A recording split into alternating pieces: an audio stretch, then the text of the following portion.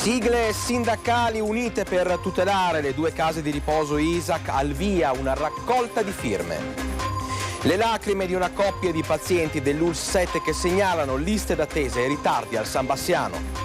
Il comune deve decidere entro maggio, a rischio 700 posti di lavoro e il verde pubblico a San Lazzaro. I sindaci di Marostica, Rossano e Nove svelano i primi nomi delle nuove giunte, conferme e novità. Tagliate tutte le piante lungo via Rialto a Valstagna, i cittadini non ne sapevamo niente. Al centro giovanile di Bassano, bambine e bambini pronti a difendere la natura e l'ambiente. Controlli dei carabinieri in 2 locali di Galliera Veneta, sono scattate multe per oltre 25.000 euro. Il meteo ha consentito la partenza di Riccardo Tosetto per la Global Solo Challenge.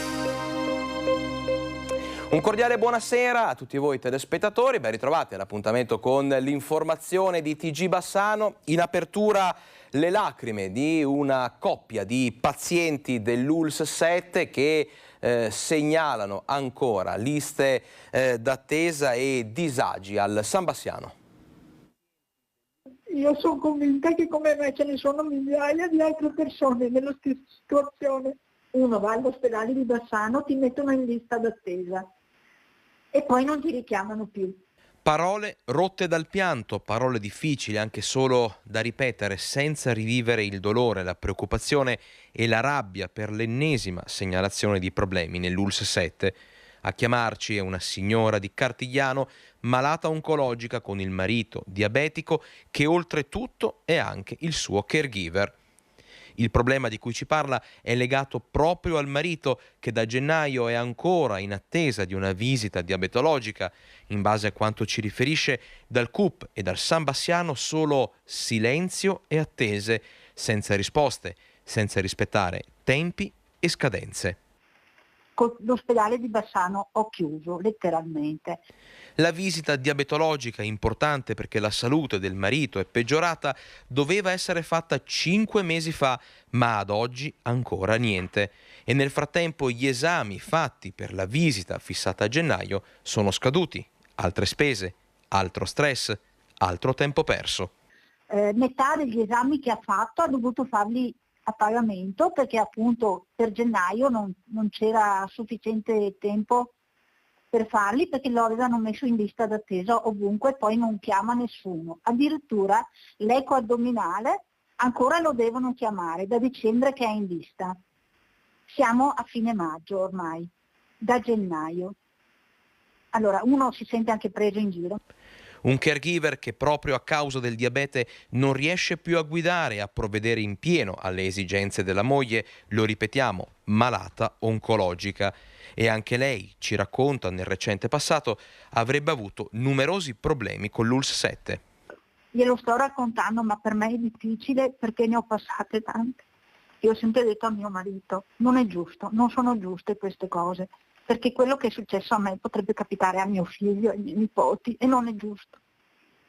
Io ci stavo rimettendo la vita e ancora lo sto, perché a causa di quella perdita di tempo io sono così, purtroppo. Sigle sindacali, ancora una volta unite nella battaglia per tutelare le 2 case di riposo comunali di Bassano. Vediamo. Salviamo le case di riposo ISAC di Bassano. Con questo slogan partirà sabato prossimo davanti all'anagrafe di Via Verci nei giorni di mercato la raccolta firme promossa dalle sigle sindacali unitarie della funzione pubblica CGIL, CISL e UIL per esprimere contrarietà all'attuale gestione delle 2 strutture. Una mossa necessaria, dicono, per tutelare un bene pubblico fondamentale non solo per la città ma per un intero territorio, a tutela delle persone anziane e fragili e di tanti posti di lavoro. La casa di riposo ISAC avrebbe un potenziale importante di accettazione di persone fragili. Purtroppo in questo momento sta vivendo uno stato di transizione, c'è bisogno di un cambiamento di passo, c'è bisogno di una nuova direzione, di un nuovo impulso anche politico da parte del Consiglio di amministrazione affinché si dia finalmente risposta ai lavoratori, perché è da più di 3 anni che segnaliamo diverse cose, e anche e soprattutto alle famiglie. Strutture importanti che devono restare pubbliche, ribadiscono. È stata da poco confermata una delibera dove c'è un rinnovo di ulteriori 3 anni alle cooperative, e quindi noi continuiamo a dire che per noi deve rimanere pubblica, oltre a tutta la riorganizzazione. La raccolta firme abbiamo voluto partire perché ognuno di noi, come parente, come cittadino, come futuro ospite, forse, speriamo di no, deve metterci un po' la faccia. E un forte appello viene lanciato. Un appello alla mobilitazione da parte di tutti i cittadini di Bassano, ma anche delle associazioni, in maniera particolare di quelle associazioni che si occupano della terza età e si occupano del sociale. Un appello che viene lanciato anche proprio alla politica, al di là di ogni colore. Certo, la politica deve rendersi conto che questa è una volontà unanime, quella di mantenere questo istituto pubblico. È un istituto pubblico dal 1843, un istituto che si è sempre occupato dell'assistenza agli anziani, dell'assistenza a persone in stato di bisogno, ed è una struttura, un servizio che è sempre appartenuto ai cittadini di Bassano, e tale deve rimanere. Restiamo in città perché l'amministrazione di Elena Pavana è stata messa spalle al muro per il caso Baxi Pengo. Che cosa farà adesso il comune? E adesso che si fa? Anzi, adesso il comune di Bassano che farà? Da una parte Baxi e Pengo, centinaia di posti di lavoro, investimenti immensi, e dall'altra aree verdi, cittadini e quartieri. In mezzo a questa partita, di cui nessuno ancora parla apertamente, galleggiano una serie di interessi economici e morali che potrebbero cambiare il futuro della città.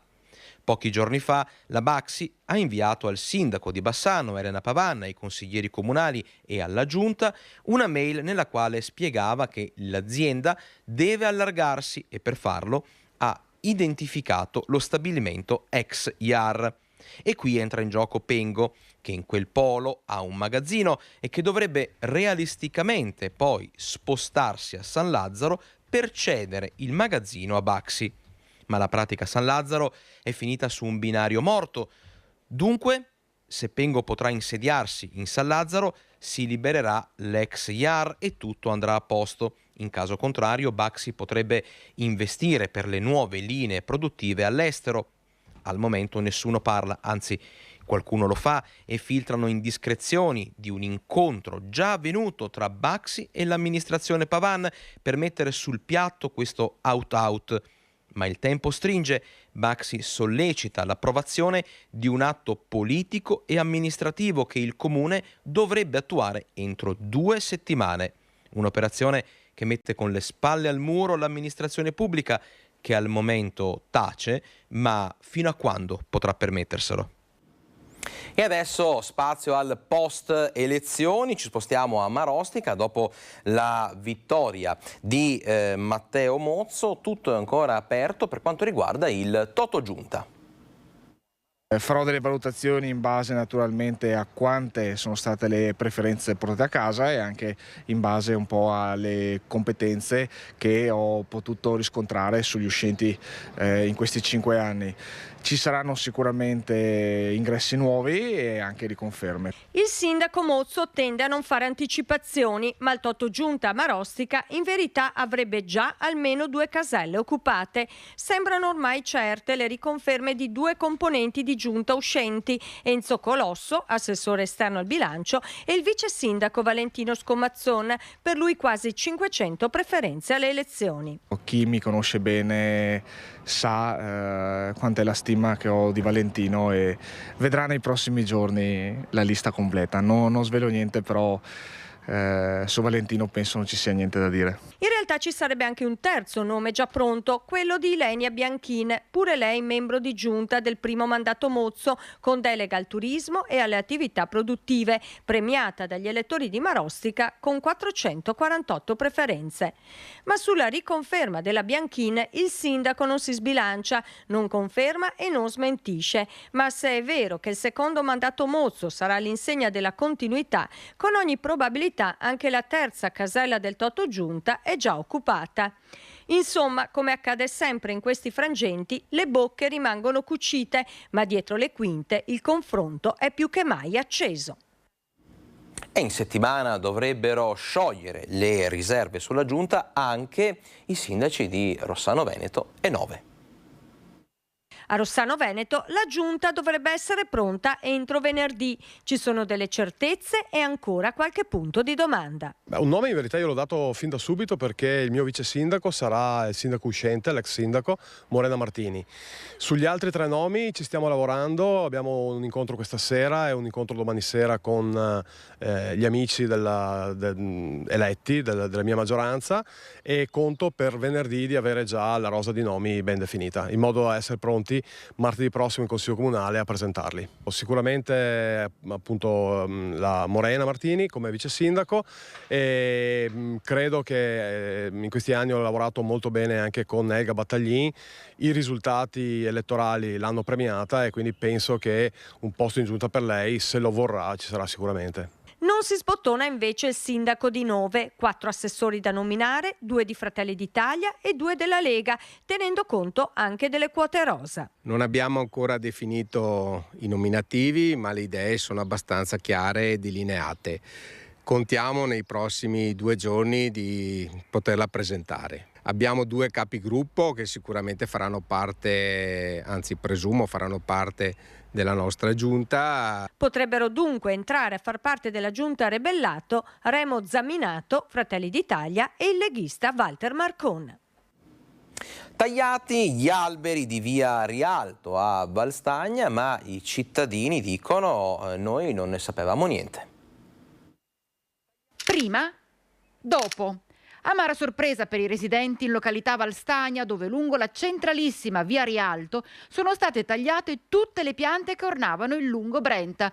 Un'operazione di cui in paese nessuno sapeva nulla e che ha sollevato un polverone, viste anche le tante chiamate giunte alla nostra redazione per segnalarci quello che stava accadendo nella frazione di Valbrenta. Voi lo sapevate che dovevano tagliare gli alberi? No, neanche è scritto. Niente? Sapevate niente voi? No, mi no. Se non eravate stati avvertiti che sarebbero state eliminate le piante? No. Mi no. E come la vede? Speriamo che chi mette piante nuove. Ma erano malate? Non mi risulta. Non so, iniziative del comune, qua casca tutto dall'alto. Mi dispiace. Ma lei l'ha vista? Sapeva niente? No, non sapevo. Però vabbè, cosa possiamo fare? Ormai l'hanno fatto. Non si può fare più niente. Siete un po' delusi però? Di questo sì. Io non sapevo, sinceramente. Vi siete trovati, voi residenti, tutta la riva? Stamattina andavo in giù con la macchina e mi sono accorta che c'erano queste piante tagliate, ma non so. Come la vede? Ma cosa vuole che dice? No. Mi piaceva anche prima, a dire la verità. E dice peccato averle tagliate? Per me sì, perché quando che andavo anche a passeggiare, quando che queste giornate calde, qualcuno di mare si ferma sotto l'ombra così. Invece adesso, adesso non so. Noi andremo a chiedere spiegazioni al sindaco Luca Ferrazzoli. E un'altra segnalazione ci è arrivata oggi in redazione, questa volta parliamo di degrado, ci spostiamo a Bassano in Viale dei Martiri. Siamo in Viale dei Martiri, una delle vie più suggestive per la storia e la memoria di Bassano. Peccato che l'inciviltà non abbia risparmiato neanche questa zona. Lavandini abbandonati, sacchi di immondizia lasciati nell'area verde. I nostri ascoltatori sdegnati ci segnalano questo episodio di degrado che ha scatenato le ire dei bassanesi anche sui social. E voi continuate a segnalarci episodi di degrado, di pattume nelle vostre strade, insomma nei vostri quartieri. Noi come sempre raccoglieremo le vostre segnalazioni e le porteremo all'attenzione di chi di dovere. Adesso voltiamo decisamente pagina, ci spostiamo a Mussolente, dove è stato presentato il programma della seconda edizione del Festival dell'inclusività. La disabilità deve e può essere una ricchezza per il territorio da tutti i punti di vista, sociale, economico. L'inclusività deve essere effettivamente vissuta da tutti noi, soprattutto da noi politici. Un messaggio forte, quello lanciato dal sindaco di Mussolente Cristiano Montagnier durante la presentazione della seconda edizione del Social Ability Days, il festival dedicato all'inclusività e al mondo del terzo settore che si occupa di disabilità. Partiamo da giovedì 25 maggio con la proiezione del docufilm Sul Sentiero Blu, che è un documentario di questi ragazzi che con autismo insieme ai loro educatori hanno percorso la via Francigena fino ad arrivare a Roma per incontrare il Papa. Mentre venerdì 26 maggio ci sarà la testimonianza di Giovanni Mazzariol, un ragazzo con sindrome di Down. Il sabato invece c'è l'evento cardine, il concerto con il gruppo Genrosso The Reason, che si terrà al Parco della Vittoria alle ore 21. I biglietti sono sia acquistabili che prenotabili per le persone con disabilità online nel sito 51lire.com. Il festival si chiuderà domenica al Parco della Vittoria, dove le persone con disabilità saranno protagoniste con i loro prodotti. Ma l'amministrazione di Mussolente guarda già anche ad un altro progetto, un parco giochi inclusivo. Riusciremo a mettere in piedi qualcosa nei prossimi mesi proprio per quel messaggio che vogliamo dare con Social Ability Days, l'inclusione a 360 gradi, magari partendo dal gioco che apre i cuori oltre ad aprire le menti. E al centro giovanile di Bassano tante bambine e tanti bambini pronti a difendere la natura e l'ambiente.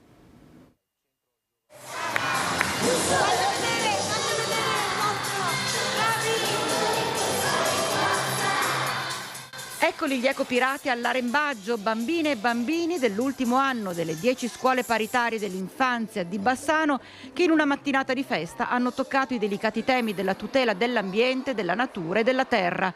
Tra racconti, lavoretti, disegni, fantasia e musica, sotto la guida delle maestre hanno sviluppato un progetto di consapevolezza legato all'ecosostenibilità partendo proprio dalla quotidianità. Loro tengono moltissimo a questi temi, chiaramente, su cui la scuola sta lavorando, e ora ci troviamo qui per fare festa, ma anche per dirci che è il caso di cambiare rotta, e loro proprio sono pronti a darsi da fare per salvare l'ambiente.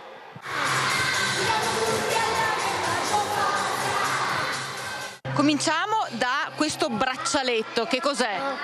È un pappagallo. Perché avete fatto questo pappagallo? Perché è la festa degli ecopirati. Ma chi sono gli ecopirati? Sono quelli che salvano la natura. Siete pronti a difendere la terra e la natura? Sì. Cosa fanno gli ecopirati nello specifico? Aiutano gli animali e aiutano la natura. Secondo voi qual è il pericolo più grande che sta correndo la terra? Per le api che si stanno tra poco si estinguono.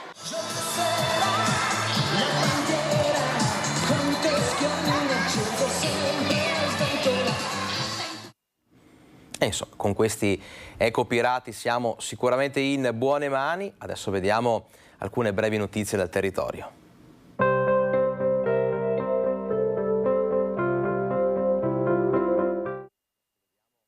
Previsto a Bassano del Grappa un divieto di sosta e di circolazione in via Colmoschin per domenica prossima, in occasione del torneo di calcio nazionale per non dimenticare Isel, ospitato nel quartiere San Vito. In vista delle partenze estive, il Comune di Cassola avvia una campagna per il rinnovo della carta d'identità. L'amministrazione ricorda ai cittadini di controllare la validità del proprio documento e di prenotare per tempo l'appuntamento per il rinnovo. Tutto pronto a Thiene per la 14ª Festa dei Popoli volta a promuovere la cultura dell'integrazione. In programma convegni a tema, concerti che culmineranno domenica 28 maggio con la sfilata alle bancarelle e l'animazione in città. Controlli dei carabinieri in 2 locali di Galliera Veneta. Carabinieri e militari del nucleo ispettorato del lavoro in azione a Galliera Veneta, dove sono stati controllati 2 locali pubblici. Il primo, per mancata formazione del personale, è stato multato con un'ammenda di 5.700 euro. Nel secondo è stato trovato un lavoratore senza contratto, oltre a un impianto di videosorveglianza non autorizzato. Per il titolare sono scattate 2 multe da 13.000 e 7.200 euro. La tregua del maltempo ha consentito la partenza di Riccardo Tosetto, il velista cittadellese. Finalmente Riccardo Tosetto è partito alla volta di La Corugna. Il velista cittadellese è salpato stamattina da Trieste per giocarsi la sola chance per qualificarsi e coronare il sogno di una vita. 2000 miglia tra Mediterraneo e Atlantico per strappare il pass per potersi presentare ad ottobre alla partenza della Global Solo Challenge, una prestigiosa regata in solitaria senza scalo attorno al mondo. Arrivando a La Corugna farà qualche miglia in più per poter portare la barca nel porto di partenza della gara. La qualifica consiste in percorrere almeno 2000 miglia senza scalo né assistenza, in poche parole una mini Global Solo Challenge. Dopo i rinvii per il maltempo, Tosetto, skipper professionista, è partito da Trieste con la sua Hub Portus, l'imbarcazione in vetroresina che Riccardo ha acquistato e che per tutto l'inverno ha smontato e rimontato pezzo per pezzo, rinforzandola e adattandola alla navigazione oceanica in solitaria. Tosetto ha già attraversato 4 volte l'Atlantico, ma non ha mai navigato così a lungo da solo e questa sarà la sfida più importante della sua vita. Poi vi ricordo l'appuntamento con il nostro Focus del direttore Luigi Bacialli in prima serata alle 21:15. Ospiti Leopoldo Bottero, Diego Cancian, Valente Chieregato, Corrado Cortese, Gianantonio Darè, Paola Ghidoni, Giancarlo Iannicelli e Alberto Villanova. È davvero tutto, grazie per aver scelto anche questa sera la nostra informazione, buona serata.